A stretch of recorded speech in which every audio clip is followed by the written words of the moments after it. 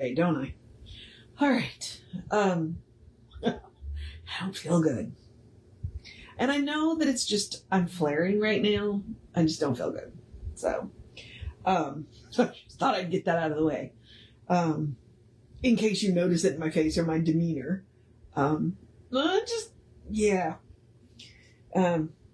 There's a band that I keep seeing advertised called Visibility, and I'm thinking about investing in it, seeing if it might help me manage my energy a little bit better. So, I don't know.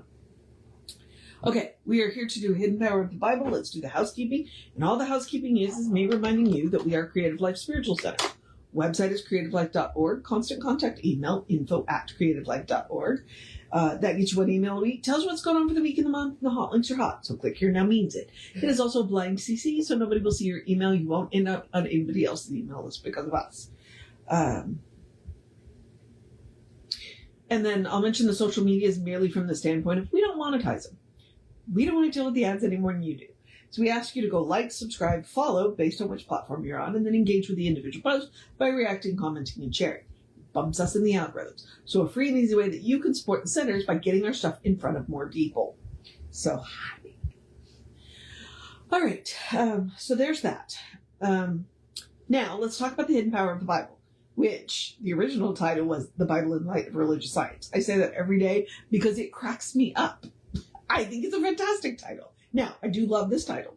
And part of the reason why, because I actually do own the other book, but it is a facsimile, meaning it's a photocopy. Literally a photocopy of the original book, rebound. But this one has the intro from Reverend Jesse. So, there's that. And the pages are easier to read, and the print's a little bit bigger, so hence I'm using this copy. What I should do is bring in the other copy so that you can see what it looks like, because it's actually kind of an attractive little book, too. But what this is Ernest, now I'm going to point out, it's not a big book. Ernest taking what he thinks are the most relevant. If you can't tell, Dante is right here. So, and he's purring away. I wish you could hear his purr. It's so nice. It's so nice. He's taking what he thinks are the most relevant passages from the Bible. He is going to focus mostly on the teachings of Jesus, and we are going to finish up. I believe we're finishing up. I want to say Malachi. I don't know why I want to say Malachi. Matthew 11 today. Now, obviously, he's just pulled out selections from Matthew 11, not the whole of Matthew 11. But it's been, a wild's ride. So, and I'm pretty sure we're finishing it today. Let's see. Yes, we are. Because the two articles are How to Approach the Spirit and the Purpose of Religious Science. So, and then at the very bottom is the beginning of Matthew 12. What he wants to talk about in Matthew 12. So, how to approach the Spirit. If we wish to come to the Spirit for the healing of our wounds, let us come in peace and with spontaneous joy. For the Spirit is joy. Let us come with thanksgiving also, for a thankful heart is in harmony with life. But we must come in quiet confidence, with an open and receptive mind and a believing heart. Okay, you know what? But we must come in a quiet confidence with an open and receiving mind and a believing heart. Naturally, sanely, expectantly.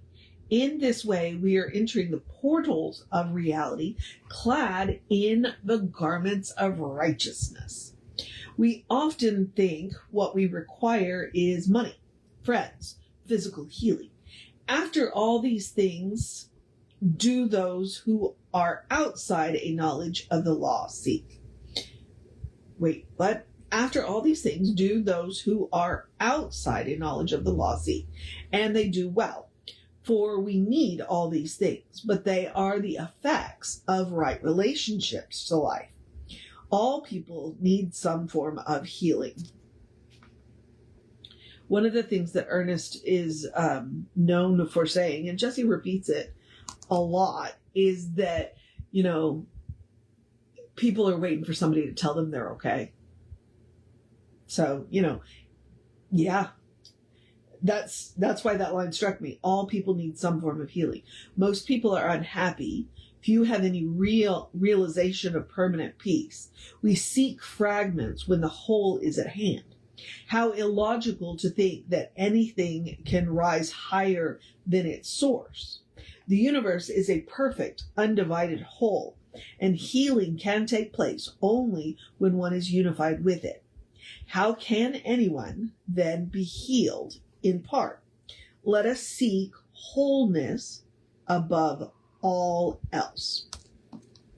If we would come to the universal wholeness, we must approach it through the law of its own nature. This means that we must give our undivided attention to the spiritual unit back of all things. Since all else is included within this unit, we find our particular good only through unity with life. Okay? That's interesting. Since all else is, because there is a quote from Jesus, which I am not the Bible scholar that Reverend Arthur is, but where he says, all else will be added on. Do this and all else will be added on. So that's what he's saying here. This conscious unity makes our mind receptive to completion, since life itself is complete. This perception is always an inner light, for the individual can use only such knowledge as they inwardly possess. In reality, we know God or truth only as we ourselves embody God or truth. I think that's one of the reasons why Jesse, he used to use it a lot more than he does right now. But he's on other things, the God of your understanding. And that's one of the things that I'll say too is, when you look around at your life and you don't like the way it looks, what do you believe about God? What do you believe about God? Because what you believe about God outpictures in your life. And in one of the other books, and at this point I've read enough that now I don't remember where it came from, he said that what you believe about God is your personality. And I kind of went, wait, what? What you believe about God is your personality. It's kind of shocking, but I see where he's coming from. So I'm going to go back to that line. In reality, we know God or truth only as we ourselves embody God or truth. And since it is impossible to embody anything outside of oneself, this knowledge must be an inner light.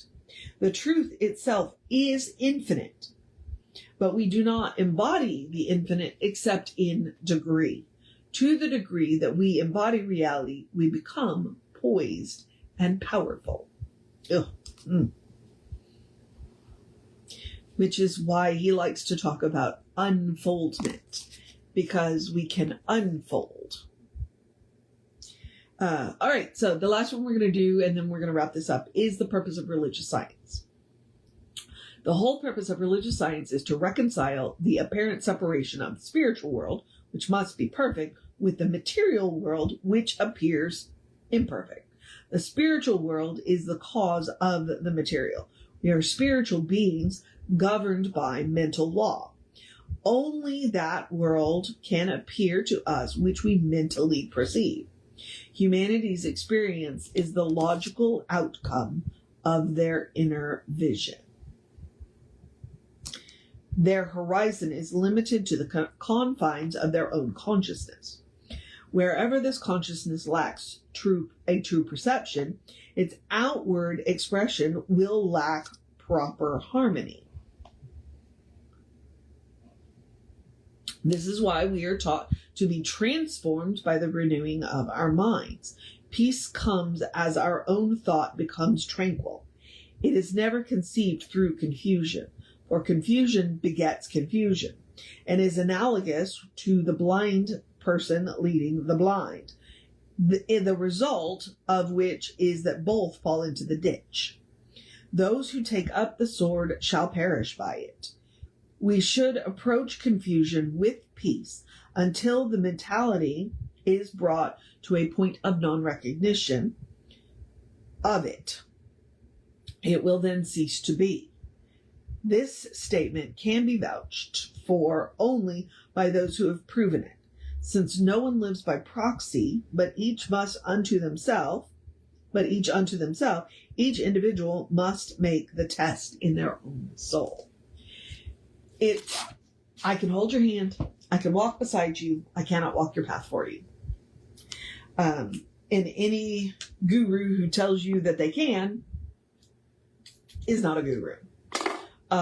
Any teacher who tells you that they can do it for you is not a teacher. And really, honestly, all we are guides. You know, I can hold my lamp up, I can shine my light on your feet, but I cannot walk your path for you. So, the purpose of science of mind. To reconcile the spiritual world, which is perfect, with the material world, which appears imperfect. Interesting, right? All right, that is it. We are going to start with Matthew 12 tomorrow. Or we're going to read Matthew 12 tomorrow. So I'm simply going to encourage you to have a great day, wondrous day, a fantastic day, a magical day, an enchanted day, a wonderful day, an awesome day, an amazing day, a low-key day, if you need that kind of day. Be aware of the heat day, drink plenty of water day, stay out of the direct sunlight between 1 and 7 p.m. That's what they've been telling us, so good morning. Hey, dance in the rain if you get it, but stay out of the thunderstorms if you get those. That's the season we're in right now. Afternoon heat monsoons. Make sure you make time to sit down and rest day. Let's start wrapping this week up day. You got this day. Take care of business day. A cuddle your fur babies day. A do something just for you day. A take care of yourself day. And embody the truth day, a good day. And if that is too much pressure, because occasionally it is, simply have a day. You are enough, just as you are. You are a beloved expression of the divine. You are a brilliant light, divine spark, spirit in motion, God in action, an absolutely beautiful masterpiece and a work in progress at the same time, at your own pace. And, as Reverend Jesse likes to call us, you are a godling. So, explore the truth of your being. Get to know who the divine knows you to be, because the divine knows you to be good. And from there, anything is possible. Anything at all is possible. All the divine knows is good. So, that's the good news. Okay, I'm going to move on to the process of my day. So, I'm simply going to remind you, Reverend David will be on sometime this afternoon. I'll be back with you in that 9:15 hour. I will not be on tonight. I'm done. No, I'm not.